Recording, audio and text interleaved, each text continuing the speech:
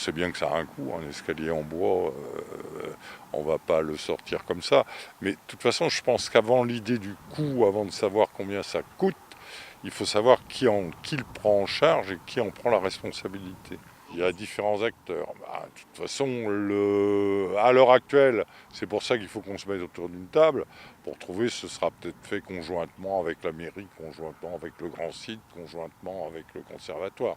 Mais les quatre intervenants ici ont tous intérêt à ce que cet escalier soit remis en forme, puisque bon, c'est un point quand même qui attire énormément les touristes dans l'année, quand on voit le nombre de gens qui viennent ici se promener. C'est un risque, c'est pas vraiment d'effondrement, puisque bon, Eden 62 l'a quand même réparé euh, les marches qui étaient cassées, mais on ne veut pas prendre de risques, comme on ne connaît pas du tout l'état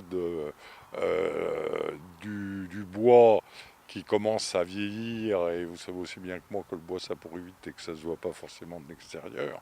Donc ce qu'on veut, c'est vraiment refaire quelque chose de correct. Et surtout, quelque chose de sécurisé. L'accès, il est normal, hein, c'est l'ancien accès qu'il y avait, hein, donc qui est là-bas. Et on va directement sur la plage de la Pointe-aux-Oies, hein. Donc il n'y a pas de gêne. La seule grosse gêne, c'est vraiment pour les mouliers, puisque eux remontaient avec leurs moules, leurs sacs de moules par l'escalier.